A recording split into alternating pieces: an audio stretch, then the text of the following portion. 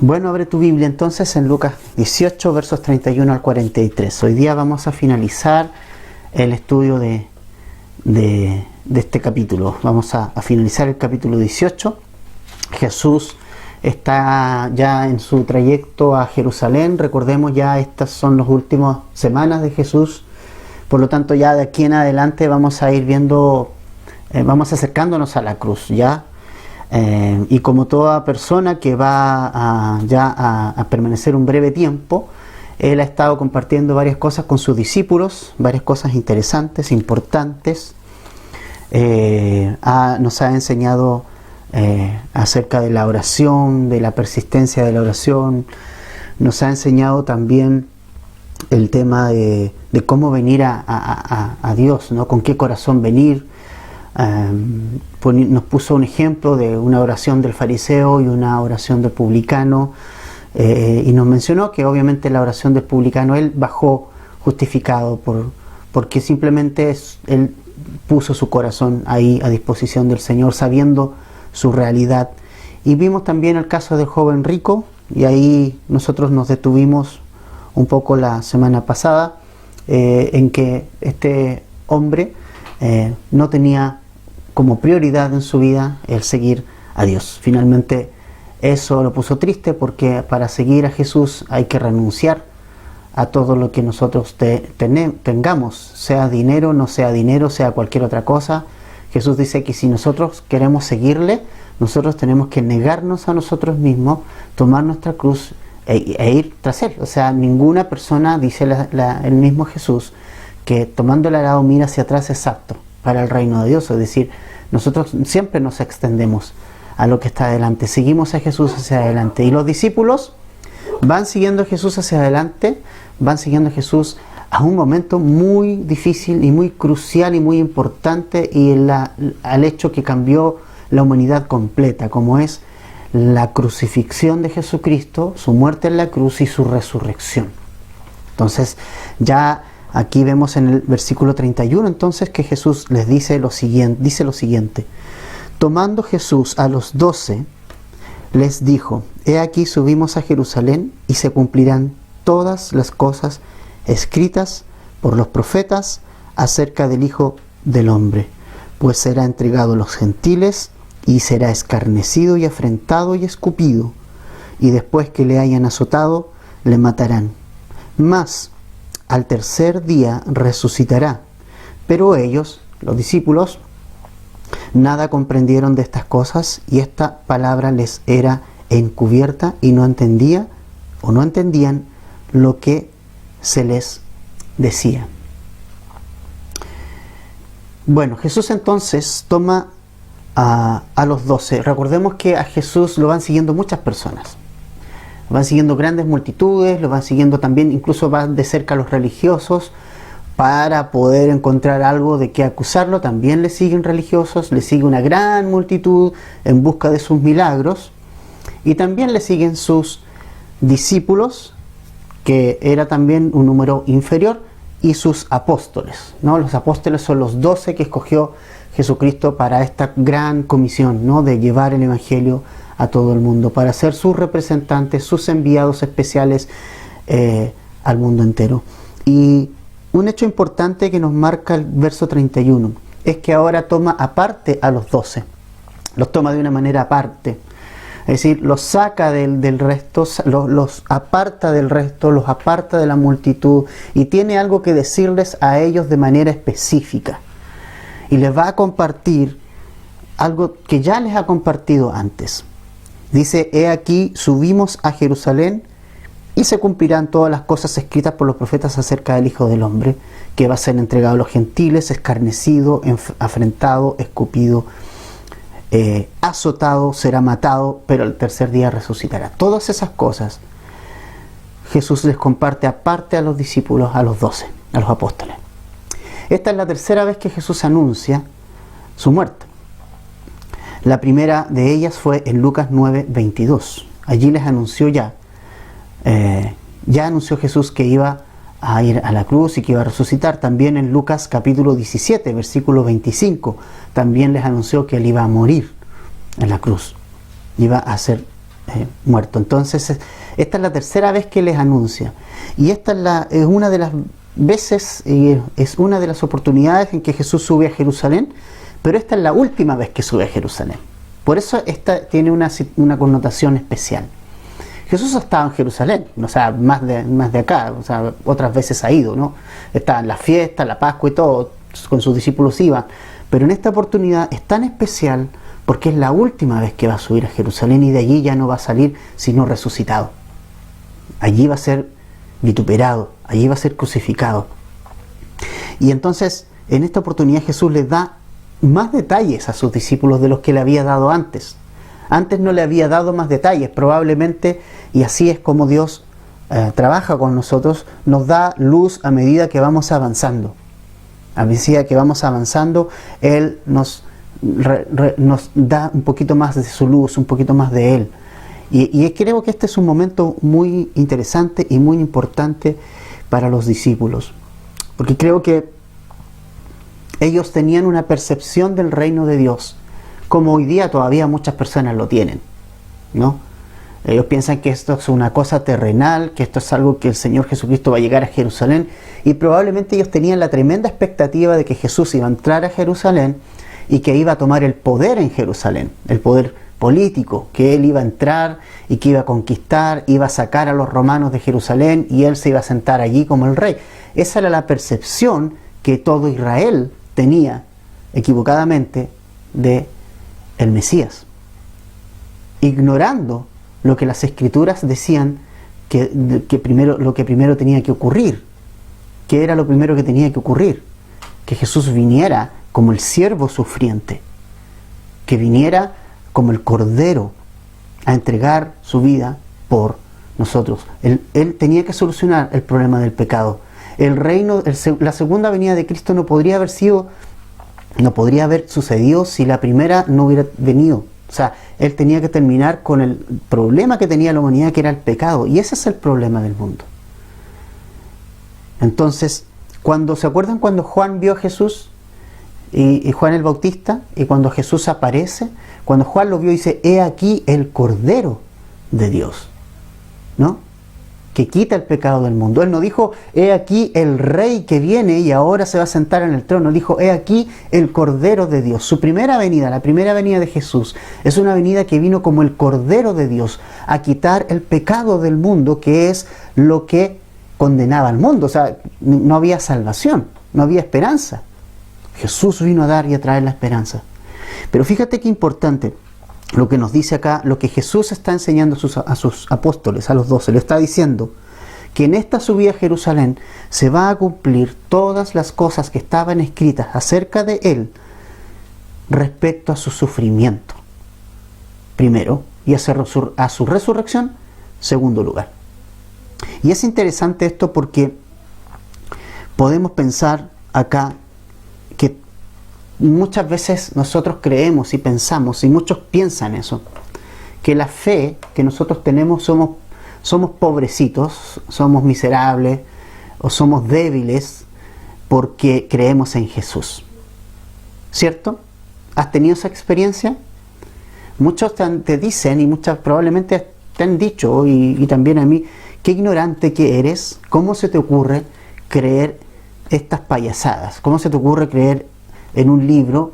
¿Cómo se te ocurre creer que Jesús era lo que dijo ser? ¿Cómo sabes que Jesús es el Mesías? ¿Cómo sabes que todo lo que Él dijo es verdad? Entonces, mucha de burla hay en esto, y es interesante porque nosotros tenemos un fundamento bien sólido y bastante firme. Jesús vino a cumplir todas las Escrituras del Antiguo Testamento en su primera venida. Algunos han dado un número como más de 300 profecías que Jesús cumplió en su primera venida. Yo no las he contado, no te podría decir si eso es verdad. Te estoy diciendo lo que algunos estudiosos dicen. Pero sí es interesante notar que Jesús no fue ningún loco que apareció por ahí. Él cumplió las Escrituras, ¿no? Las profecías del Antiguo Testamento grandes cantidades de profecías del Antiguo Testamento se cumplieron en Jesucristo. Por lo tanto, es una base sólida. Nuestra fe en Jesús no es una fe de un salto al vacío. Algunos piensan eso, piensan, no, que fe es tener la confianza de lanzarse nomás. No, nosotros no nos lanzamos al vacío. Nuestra fe no es un lanzamiento a un precipicio que no tiene fondo. Nuestra fe tiene un fundamento sólido y estable y firme en las Escrituras, en todas las Escrituras. Allí está la confianza y la base de nuestra fe. Porque las Escrituras hablaron de estos momentos que Jesús está viviendo y que va a vivir. ¿Se acuerdan que el mismo Jesús, cuando estuvo en Nazaret y se presentó y leyó algo allí en Lucas 4:21, si vas un poquito más atrás, mira, ¿te acuerdas? Yo creo que se acuerdan. Lucas 4:21. Vamos al 16 para tener el contexto. Lucas 4:16. Vino a Nazaret Jesús, ¿verdad? Donde se había criado, y en el día de reposo entró en la sinagoga conforme a su costumbre. Y se levantó a leer, y se le dio el libro del profeta Isaías, y habiendo abierto el libro, halló el lugar donde estaba escrito: El Espíritu del Señor está sobre mí, por cuanto me ha ungido para dar buenas nuevas a los pobres, me ha enviado a sanar a los quebrantados de corazón, a pregonar libertad a los cautivos y vista a los ciegos, a poner en libertad a los oprimidos, a predicar el año agradable del Señor. Y mira lo que hizo Jesús, y enrollando el libro lo dio al ministro y se sentó, y los ojos de toda la sinagoga estaban fijos en él. Y comenzó a decirles: hoy se ha cumplido esta escritura delante de vosotros. ¿Me fijas? Nuestra fe no es para avergonzarnos. No tenemos de qué avergonzarnos, familia. No tienes de qué avergonzarte. Tu fe es una fe basada en las Escrituras. Es una fe sólida, firme y estable, porque se establece en las Escrituras, en la palabra de Dios. Aquí no estamos lanzándonos al vacío. El mismo Jesús leyó, dice: esto se ha cumplido delante de ustedes. En mi persona, dijo Jesús. Y ahora nos está diciendo, y les está diciendo a sus apóstoles, a los discípulos, que es necesario, que se acerca el momento, en esta subida de Jerusalén, en esta última subida, se cumplirán las cosas que estaban escritas acerca de su sufrimiento. Mira, si quieres saber algunas cosas, yo por tiempo no te puedo decir todo, pero te voy a dar algunas escrituras. Por ejemplo, nacimiento en Belén. Estaba escrito en Miqueas 5:1, ¿no? Y se cumplió en Mateo 2:1. Te voy a dar algunas, ¿no? El nacimiento de una virgen está en Isaías capítulo 7, versículo 14. Y esto todo se escribió años antes, un montón de años antes. Algunos más de 1000 años antes. La matanza de los niños en Belén, Jeremías 31:15, y se cumple en Mateo 2:16.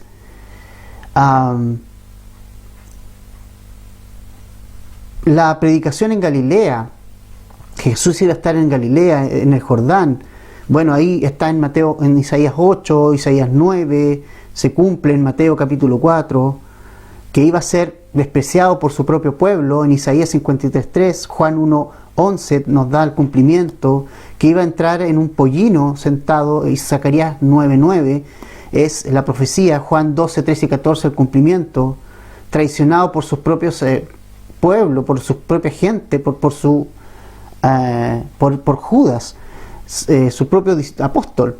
Salmo 41:10 dice: hasta mi amigo más íntimo en quien yo confiaba, el que comió mi pan, se puso contra mí. Que sería vendido por 30 piezas de plata. Zacarías 11:12. Y les dije: si les parece bien, páguenme mi salario, y si no, déjenlo. Ellos pesaron mi salario 30 siclos de plata. Ese era el valor que costaba un esclavo. Interesante. Ese era el precio que se pagaba por un esclavo. El cumplimiento obviamente viene después. Está en Mateo 26:15 y en los otros evangelios. Que el precio sería devuelto también. Zacarías 11:13. El cumplimiento es Isaías 53:12. Que sus manos y pies serían perforados. Salmos 22:16. Que sería escarnecido, que sería despreciado. Salmo 22. También Isaías 53. que le darían a beber vinagre en la cruz. Salmo 69, 21 dice: me pusieron además hiel por comida y en mi sed me dieron a beber vinagre. Que su costado sería traspasado, Zacarías 12, 10. Que sus ropas se echarían suerte, Salmo 22, 18. Que ninguno de sus huesos iba a ser quebrantado ni quebrado, Salmo 34, 20. Que fue sepultado en una tumba costosa, Isaías 53, 9. Y que una tumba que nunca se había usado antes, Isaías 53, 9. Que resucitaría después de la muerte, Salmo 16, 10. Porque no dejarás mi alma en el Seol, ni permitirás que tu santo vea corrupción. Su ascensión al cielo, Salmo 68, 18. Subiste a lo alto, cautivaste la cautividad, tomaste dones para los hombres y también para los rebeldes, para que habite entre ellos Dios. O sea, mira, te he dado una pincelada de algunas profecías que se cumplen en Jesús. Y eso es lo que está diciendo Jesús acá. ¿Sabes qué? Todas estas cosas estaban escritas. Todas estas cosas estaban mencionadas. La posibilidad que una profecía se cumpla, es muy remota. Pero más de 300, ¿o cuántas acabamos de ver aquí? Por lo menos unas 15 se cumplieron. Tal y cual las profecías lo estipulaban así. Por eso, familia, yo les animo a no avergonzarse. Tenemos una fe sólida, firme, estable, basada en las Escrituras. No creemos en ningún loco. No creemos en ningún aparecido. Nuestra fe está puesta en el Santo Hijo de Dios, que cumplió todo lo descrito en las Escrituras, en el Antiguo Testamento, acerca de Él. ¿Faltan algunas cosas que se cumplan? Sí. Pero ¿cuándo se cumplirán? Cuando Jesús venga por segunda vez a este mundo. Se va a completar obviamente todo. Hay profecías de Jesús que están consideradas para su segunda venida. Entonces, familia, podemos confiar en Jesús. Podemos confiar en sus enseñanzas. Él es el Hijo de Dios. Él es el Mesías prometido. Él es el Logos, el Verbo. Él es la vida. En Él hay salvación. Puedes confiar en Él. No es una cosa ciega. Para creer ciertas cosas del mundo necesitas más fe ciega. Por ejemplo, en la evolución. Para creer en ese tipo de cosas necesitas más fe que creer en esto. Que está completamente... que su base es verdadera, es real. Su base es firme, es sólida. El fundamento es sólido. Por lo tanto, nuestra fe en Cristo es una fe con base y solidez. Podemos confiar en Jesucristo. Incluso, ¿sabes cuál es la primera mención a que Jesús iba a sufrir? Génesis capítulo 3, versículo 15. Imagínate, llegamos al Génesis. Cuando pecó Adán y Eva, y cuando Dios, les habla a todos, y también le dijo a la serpiente: y pondré enemistad entre ti y la mujer, entre tu simiente y la simiente de ella, la simiente suya. Esta te herirá en la cabeza, la simiente de la mujer, Jesús, y tú le herirás en el calcañar. Ahí está mencionada la cruz. Imagínate, Génesis 3:15 ya nos hablaba de este Jesús sufriente, que iba a ser mordido en el calcañar, pero que Jesús iba a aplastar la cabeza de la serpiente, iba a derrotar al que tenía el imperio de la muerte por medio de la cruz. Y todo eso mencionado en las Escrituras. Así que, hermano, no te avergüences. No te avergüences. No tenemos nada de qué avergonzarnos. Tenemos los fundamentos más sólidos para creer que Jesús es el Hijo de Dios, y nuestra fe tiene una gran base y un gran fundamento en las Escrituras. Jesús va a sufrir en extremo en Jerusalén.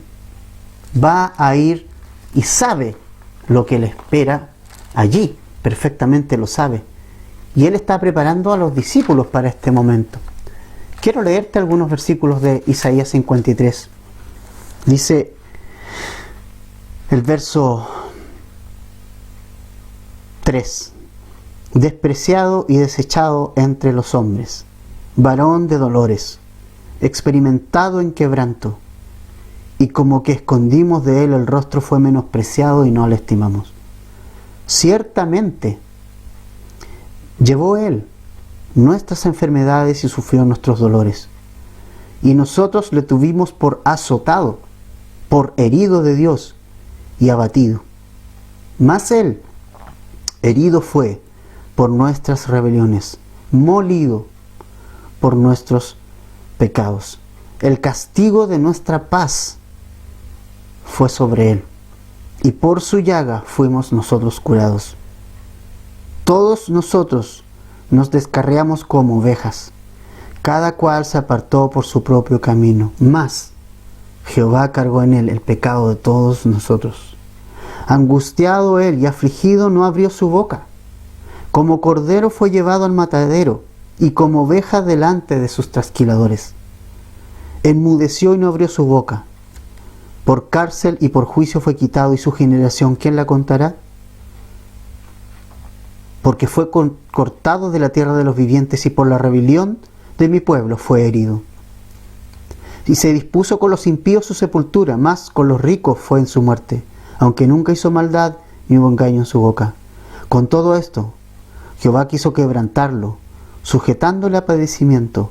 Cuando haya puesto su vida en expiación por el pecado, verá linaje, vivirá por largos días, y la voluntad de Jehová será en su mano prosperada. Parte de las profecías que hablaban de este momento, que Él va a vivir en Jerusalén. Todas estas cosas estaban escritas en el Antiguo Testamento, y todas se cumplieron y se fueron cumpliendo, cada una de ellas, a través de la vida de Jesús, y especialmente lo que está compartiendo Jesús con su discípulo acá, en lo que tiene que ver con su sufrimiento, con la cruz, pero algo importante, con la resurrección. Ahora es interesante, porque ¿cuál fue la reacción de los discípulos cuando Jesús les menciona esto? Versículo 34 de Lucas 18. Pero ellos nada comprendieron de estas cosas, y esta palabra les era encubierta, y no entendían lo que se les decía. Es interesante la reacción de los discípulos. Primero, no entendieron, no comprendieron, no hubo una comprensión de lo que Jesús les dijo. En otros pasajes se dice que ellos se entristecieron mucho cuando Jesús les habló de la cruz, pero también les habló de la resurrección. Y no se alegraron por eso. ¿Te das cuenta lo que nos pasa cuando nosotros no comprendemos las Escrituras? Cuando no comprendemos lo que el Señor nos quiere decir, nos perdemos las tremendas bendiciones de saber lo que Dios quiere decirnos. No comprendieron. Dice que también la palabra les era encubierta y que no entendían. O sea, en realidad fue hablarles en chino. ¿Por qué? Porque nuevamente es importante entender que ellos tenían una visión del reino de Dios viniendo como a conquistar. Para ellos esto era como, ¿pero cómo? Si este es nuestro Mesías, ¿cómo va a morir? Se supone que tiene que reinar, ¿entiendes? Pero era necesario que esto pasara primero, para terminar con el gran mal de este mundo. ¿Sabes cuál es el gran mal de este mundo? No es el hambre, no es la guerra, es lo que está a la base de todo, el pecado. Ese es el diagnóstico de Dios. El diagnóstico de Dios es que la base de todo mal de este mundo es que está en pecado. Es un mundo pecador. Completo, todos. Por eso Jesús vino a solucionar ese gran problema. Ese es el gran problema. Y sus discípulos no comprendieron. Ellos tenían otra percepción del reino. Pero ¿sabes qué? Aquí veo algo importante. ¿Hay algo más humano que no comprender algo? ¿Cierto que sí? ¿Sabemos todo? ¿Comprendemos todo? Si alguien dice que sí, es orgulloso y está mintiendo. No comprendo todas las cosas. Hay que ser honesto y sincero. Yo no comprendo todas las cosas de Dios. No las puedo entender. Hay cosas que no las puedo entender y no las comprendo en su totalidad. Pero ¿qué veo aquí yo? Veo que Jesús no escogió a 12 personas perfectas. Que Jesús no escogió a estos 12 porque eran grandes conocedores de las Escrituras y entendían todos los misterios y podían comprender todas las enseñanzas de Jesús y las podían entender y no fue por eso que Dios escogió a estos 12. Dios escogió lo vil del mundo, dice Pablo en Corintios, lo vil del mundo escogió Dios para avergonzar a los fuertes, a los sabios, lo menospreciado, lo vil, lo insensato, para confundir a los sabios, a los entendidos. Hace unas semanas atrás decíamos que teníamos que recibir el reino de Dios como un niño. Un niño no conoce ni comprende y ni llega a comprender algunas ciertas cosas. Pero él confía a un niño en los brazos de su padre. Y creo que una cosa importante aquí es que las personas que Dios usa no son personas perfectas. Las personas que Dios quiere usar para su gloria, no son personas perfectas o que comprenden todo, sino personas que siguen a Jesús a pesar de su imperfección personal y su poca comprensión. Creo que es muy importante entender esto. Los discípulos no calificarían si hubiera que comprender todo. Ellos no comprendían muchas de las cosas que Jesús hacía, pero le seguían, ¿ves? Y eso es importante también. Tal vez tú no logres comprender todos los misterios de la Escritura. A Dios gracias, vamos a tener un momento e instancias en el cielo para preguntarle todo al Señor y decirle, a ver, Señor, ¿por qué esto? ¿Por qué era esto otro? Todas tus dudas, ¿no? A lo mejor no vamos a lograr comprender todo lo que nosotros quisiéramos comprender acá. Por ejemplo, quisiéramos comprender cómo es esto del libre albedrío con la elección, cómo se conectan, ¿verdad? Esa es una buena pregunta para que se la hagas al Señor. Yo no la voy a responder. Más de cuántos años tratando de responder esa pregunta a muchas personas, yo no tengo la respuesta. Dios la va a tener. Pero no es necesario que tú le comprendas todo. Lo que Jesús quiere es que lo que hoy comprendes sea suficiente. Que lo que comprendes hasta hoy, tú lo practiques. Que lo que comprendes este día, lo hagas realidad en tu vida y sigas a Jesús. Eso es lo que Jesús quiere. Tal vez tú no comprendes ciertas cosas que son más complejas, pero lo que sabes, practícalo. Practícalo. No vas a lo mejor a entender y comprender muchas cosas, pero algo importante es que Jesús no usó a personas que comprendieran todo. Incluso cuando Jesús resucita, en Hechos, en el capítulo 1, Jesús asciende al cielo. Estaba con sus discípulos ahí, y uno de sus discípulos le dice, Maestro, ¿restaurarás el reino en este tiempo? O sea, todavía tenía una percepción, una comprensión todavía no completa de lo que Jesús había hecho. Pero Jesús no lo retó. Simplemente le dijo, no les toca a ustedes conocer las sazones y esos tiempos. Pero yo les voy a enviar al Espíritu Santo para que prediquen el Evangelio en todo el mundo. Es decir, pese a que no comprendió, ese discípulo que hizo esa pregunta, todavía no comprendía lo que había pasado, Jesús le dio el poder para que predique el Evangelio en todo el mundo. Familia, es importante estudiar las Escrituras. Vaya que no. Es fundamental. ¿Van a haber cosas que no van a comprender? ¿Y no vamos a comprender? Probablemente. Pero sigamos a Jesús. Sigamos a Jesús. Su Espíritu Santo nos va a llevar a comprender lo que necesitamos comprender. Así es que si hay algo que no comprendes, que no te desanime. Los discípulos tampoco comprendieron estas palabras. Ahora Jesús nos los retó. Sabía que no había comprendido.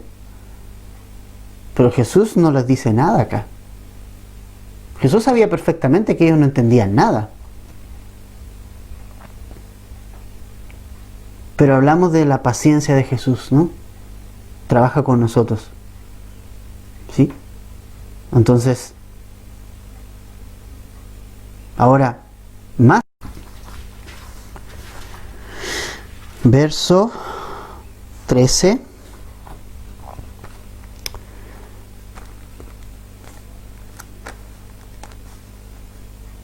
Dice, he aquí dos de ellos, refiriéndose a dos discípulos de Jesús, aquí ya Jesús había resucitado, iban el mismo día a una aldea llamada Emaús, que estaba a 60 estadios de Jerusalén, e iban hablando entre sí de todas aquellas cosas que habían acontecido. Sucedió que mientras hablaban y discutían entre sí, Jesús mismo se acercó y caminaba con ellos, mas los ojos de ellos estaban velados para que no le conociesen. Vamos más adelante. Dice el verso 17, ¿qué prácticas son estas que tenéis entre vosotros mientras camináis y por qué estáis tristes?, le dijo Jesús. Respondiendo, uno de ellos, que se llamaba Cleofas, le dijo, ¿eres tú el único forastero en Jerusalén que no ha sabido las cosas que en ella han acontecido estos días? ¿Qué cosas? Ellos le dijeron, de Jesús Nazareno, que fue varón profeta, poderoso en obra y en palabra delante de Dios y de todo el pueblo, y cómo le entregaron los principales sacerdotes y nuestros gobernantes a sentencia de muerte y le crucificaron. Pero nosotros esperábamos que Él era el que había de redimir a Israel, y ahora, además de todo esto, hoy ya el tercer día que esto ha acontecido. O sea, los discípulos realmente, estos dos, que uno se menciona como Cleofas, no oyeron nada de lo que Jesús había dicho, ¿no? Pero Jesús se les presenta, ¿ves? Jesús les quiere dar luz. Les quiere abrir sus ojos. ¿Sabes qué? Cuando leemos las Escrituras, Jesús te puede abrir la comprensión y la mente para entender las Escrituras bajo su mirada. Y mira, vamos más adelante. No quiero leer todo el pasaje. Dice, verso 25. Entonces Él les dijo, oh insensatos y tardos de corazón para creer todo lo que los profetas han dicho. Ahí está el problema. El problema que muchas veces tenemos es que somos insensatos y tardos de corazón para creer lo que se nos dijo. ¿No era necesario que el Cristo padeciera estas cosas y que entrara en su gloria? Y comenzando desde Moisés y siguiendo por todos los profetas, les declaraba en todas las Escrituras lo que de Él decían. Y mira la reacción después, el verso 31. Entonces le fueron abiertos los ojos y le reconocieron, mas Él se desapareció de su vista, y se decían uno al otro, ¿no ardía nuestro corazón en nosotros mientras nos hablaban en el camino y cuando nos abrían las Escrituras? Y ahí ellos dicen que se levantaron y fueron a Jerusalén, cambiaron su dirección. Me hubiera encantado escuchar ese estudio bíblico de Jesús. Jesús partió desde Génesis, pasando por toda la ley y por los profetas, explicándole lo que las Escrituras estaban diciendo, tal cual lo que Jesús les está diciendo a sus apóstoles acá. Jesús le dio vida a todas las Escrituras del Antiguo Testamento, que estaban ahí por siempre, pero que estaban veladas a sus ojos. Cuando vamos al Antiguo Testamento y miramos bajo los ojos de Jesús, el Antiguo Testamento es realmente maravilloso. Es palabra de Dios. Es palabra de Dios. Tenemos que leer el Antiguo Testamento con los ojos que Jesús los leía. Entonces, Los discípulos estaban ahí y estaban incrédulos. Ahora, todo lo que necesitas oír de Jesús está en la Biblia, no fuera de ella. Si tú quieres conocer a Jesús, tienes que ir a la Biblia. El mismo Jesús fue a la Biblia. O sea, si tú dices seguir a Jesús, yo he escuchado gente decir, no, yo no sigo ninguna religión, yo sigo a Jesús. Ok, si sigues a Jesús, Jesús está diciendo que las Escrituras, que la Biblia es la fuente autorizada para hablar de Él mismo. Él mismo recurrió a ella, así que ¿por qué tú piensas que puedes tener tu propio pensamiento de Jesús sin ir a las Escrituras? Hay gente que me dice eso, dice, no, Jesús es, yo no soy, ¿cómo se llama esto? Y abusan de esa frase que dice, Jesús es, yo no soy religioso, no, yo sigo a Jesús.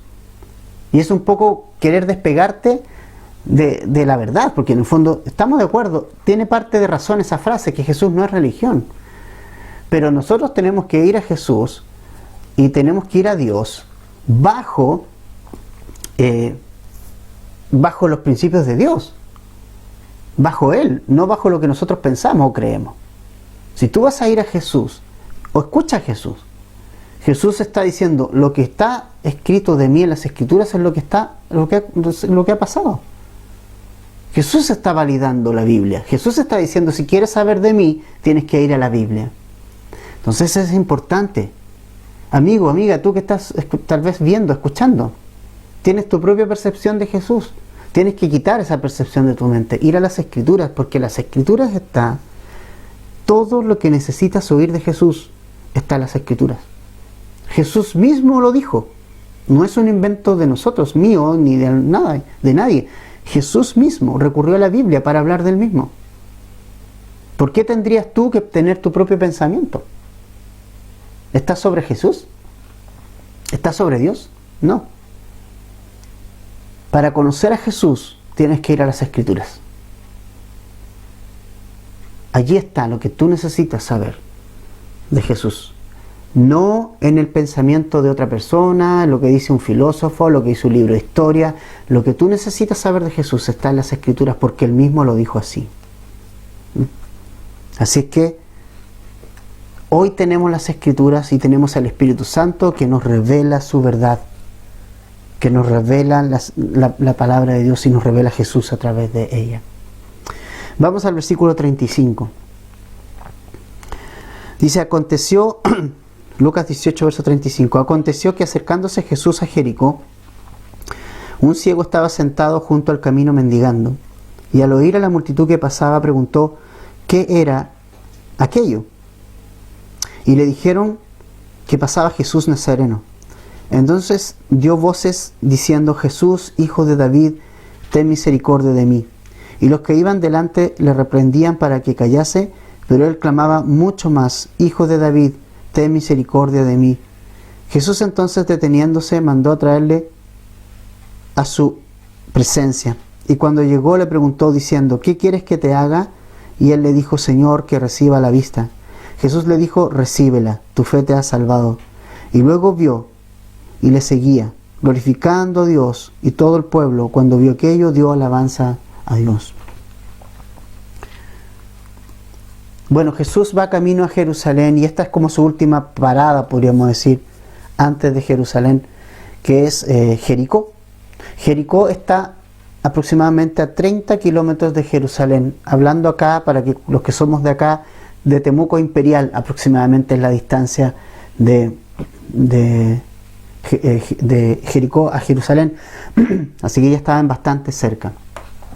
Entonces estaba a la entrada, en el camino, nos dice allí, sentado junto al camino mendigando, cuando Jesús entraba, acercándose a Jericó, ¿verdad? Esto es entrando a Jericó. Sabes que no hay que confundir este relato con Mateo 20:29 y Marcos 10:46, que nos mencionan dos ciegos. Incluso se le menciona el nombre a uno, Bartimeo. ¿Se acuerdan? ¿Por qué son distintos? Porque en el caso de Mateo y Marcos se nos dice que ellos están saliendo de Jericó, en cambio acá dice que está entrando, entonces es otro ciego, ¿no? Es un caso diferente, un caso distinto. Y él estaba sentado mendigando, obviamente una persona ciega que no puede trabajar, no puede hacer mucho, no estaban las pensiones que hoy día muchos gobiernos tienen para la gente que tiene alguna capacidad diferente. Entonces, en este caso, simplemente un ciego era una tragedia porque no podía trabajar y simplemente vivía de lo que la gente le podía dar, alguna limosna, y se ponía al camino porque sabía que los peregrinos iban a Jerusalén y mucha gente pasaba por ahí, podía recibir algo de limosna, ¿no? Entonces, como él no veía, él escucha, qué interesante, la multitud venir. O sea, ahí te das cuenta del impacto del ministerio de Jesús. O sea, venía un montón de gente con Jesús. Y él pregunta, ¿qué onda? ¿Qué está pasando acá? Y cuando le dicen que es Jesús, él comienza a clamar y a gritar y a gritar y a gritar cada vez más fuerte. Eso es lo que nos dice como la idea que tiene el pasaje, ¿ya? Cuando dice, iban delante, y dice, entonces dio voces, es decir, que empezó a gritar derechamente. ¿Y qué él gritaba? Jesús, Hijo de David, ten misericordia de mí.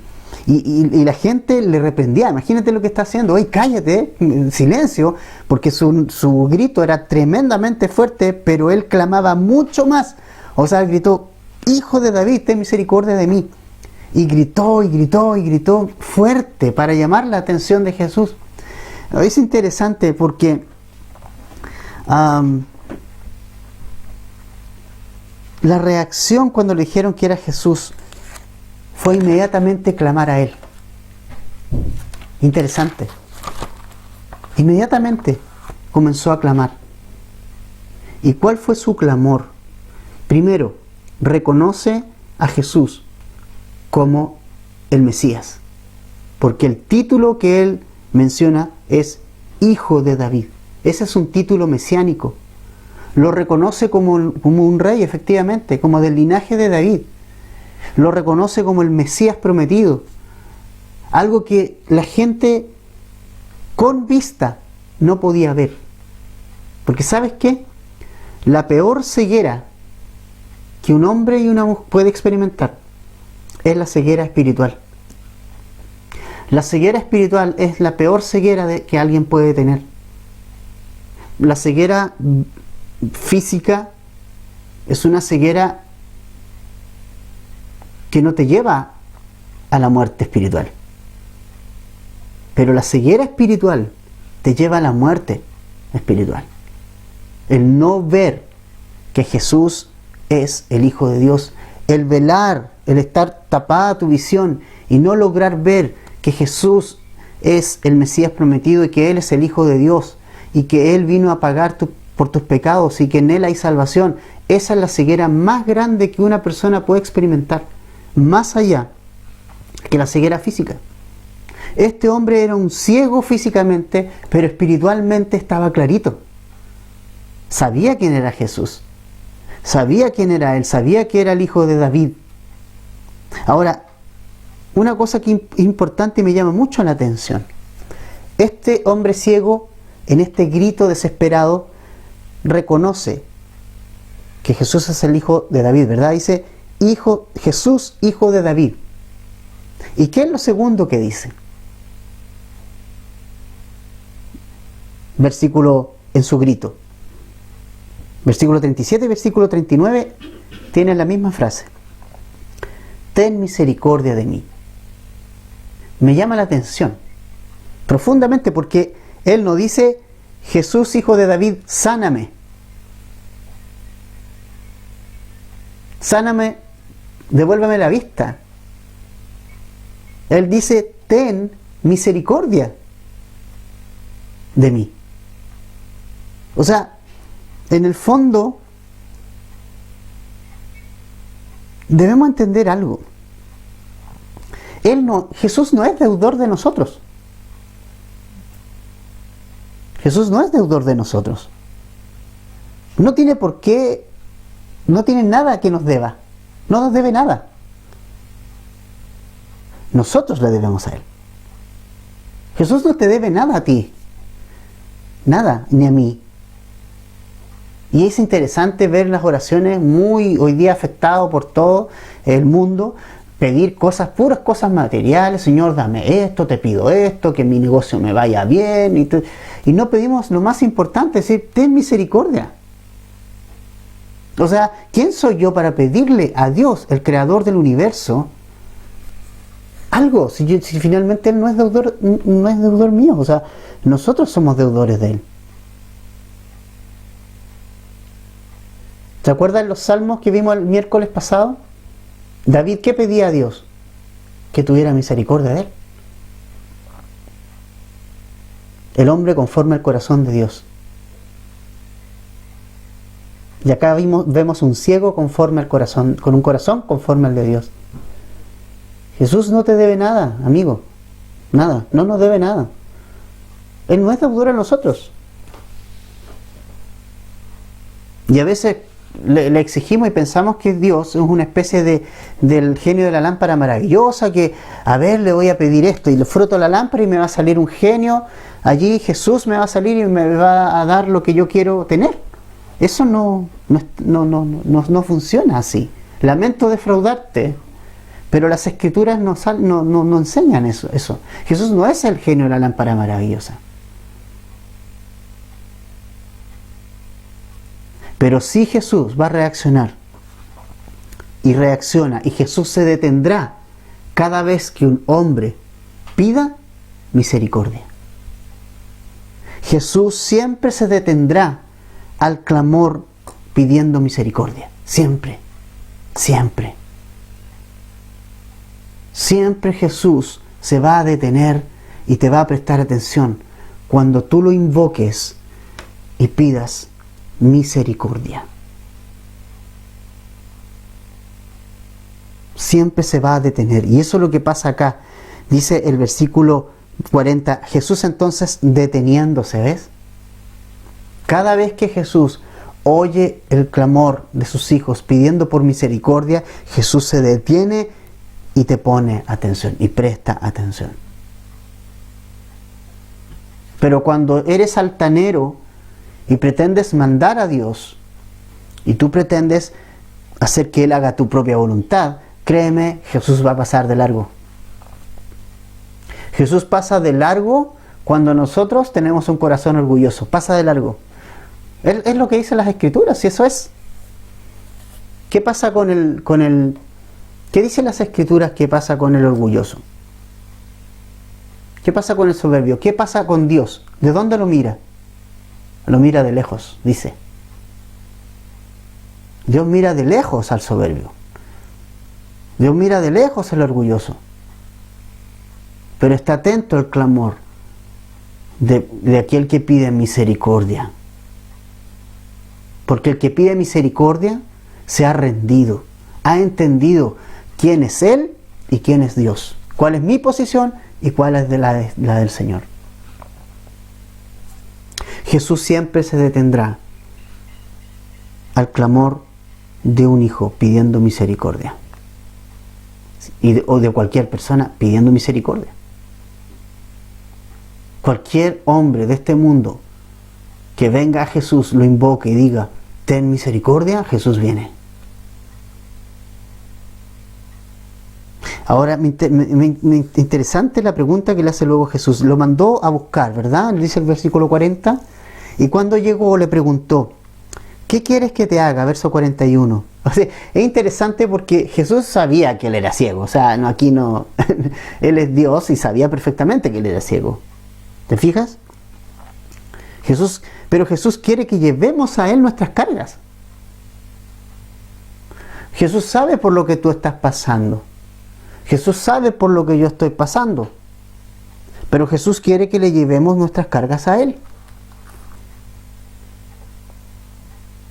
Él quiere que nosotros vayamos a Él. Y que sean conocidas nuestras peticiones. Como dice Filipenses 4:6, por nada estén afanosos, antes bien, en todo mediante oración y súplica con acción de gracias, sean dadas a conocer sus peticiones delante de Dios. O sea, Jesús sabía que este hombre era ciego, sabía que necesitaba la vista, pero Él quiere que nosotros vayamos y se lo expresemos. Veamos la respuesta del hombre. Y él le dijo, Señor, qué interesante. Señor, total sumisión y completa sumisión a Jesús. ¿Sabes qué? Las personas que han estado en la presencia de Dios, la primera palabra que sale de sus bocas es Señor. ¿Se acuerdan cuando Pablo y Saulo iba camino a Damasco y se le aparece a Jesús en el camino? ¿Cuáles fueron sus palabras? ¿Quién eres? ¿Quién eres? Señor. Señor. O sea, un sometimiento total, completo, reconociendo que Él es el Señor. Este ciego sabe que está frente a la autoridad máxima del mundo, del universo entero. Por eso le dijo, hijo de David. Y por eso él sabe que es Señor. Y por eso apela a su misericordia. No le reclama nada, porque hoy día todos enseñan, no, que reclama, y que reclámale al Señor. Y que te reclamo, Señor, esto. ¿Has escuchado esas cosas? Bueno, esas cosas no tienen ningún sustento. Ningún sustento. Mira, por favor, a este ciego. Te reclamo que me des la vista. No, le dice, ten misericordia de mí. Y cuando Jesús se le acerca, porque conoce su corazón, Él le dice, Señor, o sea, te reconozco que tú eres la autoridad, que reciba la vista. ¿Y cómo responde Jesús? Recíbela, tu fe te ha salvado. Jesús sanó de una ceguera a este hombre y además fue salvo. ¿Por qué fue salvo? Porque él entendió cuál era su lugar y entendió cuál era el lugar de Cristo. Reconoció que él no era quien para exigir a Jesús nada. Reconoció que necesitaba un acto de misericordia. ¿Sabes qué? La salvación no es un acto justo, es un acto de misericordia. Lo más justo era que nosotros nos muriéramos y nos perdiéramos eternamente. Pero la misericordia de Dios fue tan grande que nos permitió tener intimidad y comunión con nuestro Padre y llamar a Dios nuestro Padre Celestial. Disfrutar de una relación de hijo a padre, llamarle Padre, tener esa confianza.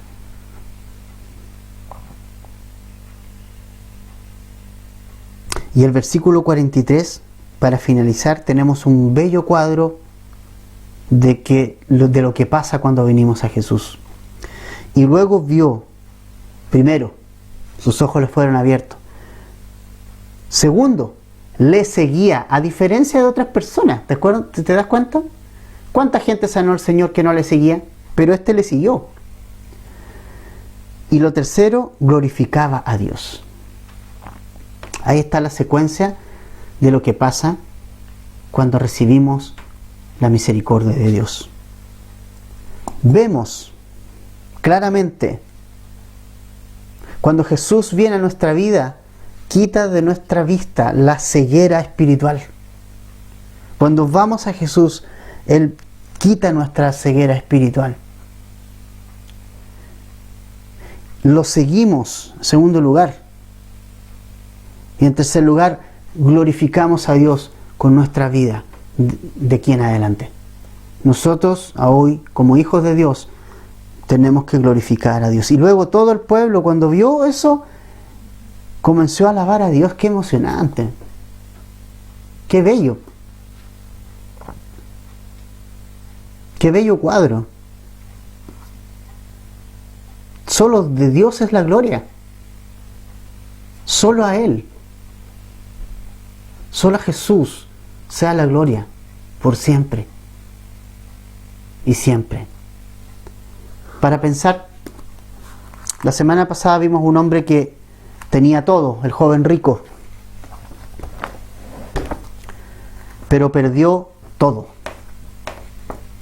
porque perdió la oportunidad de su vida de seguir a Jesús. Jesús lo llamó, pero no le siguió. Hoy vemos a un hombre que no tenía nada, que era mendigo, pero que ganó todo. Ganó vida y salvación. Se le fue de vuelta su vista y glorificó a Dios. Y se unió a este grupo que va, ¿sabes dónde va? A la cruz. Y este ciego va para allá, a la cruz, con Jesús. Qué maravilloso cuadro. Qué bello cuadro. Amigo, si nosotros queremos ganar, tenemos que perder acá. Tú no puedes ganar la vida eterna si no pierdes acá. Acá perdemos. Así funciona la lógica bajo el Señor. El que pierda su vida la va a encontrar. El que pierda su vida por causa de Cristo, no por otra, ¿no? La va a encontrar. Vamos a orar. Prepara tu vaso con jugo. Prepara tu pancito para compartir la cena. Te doy unos momentos y vamos a orar, ¿ya?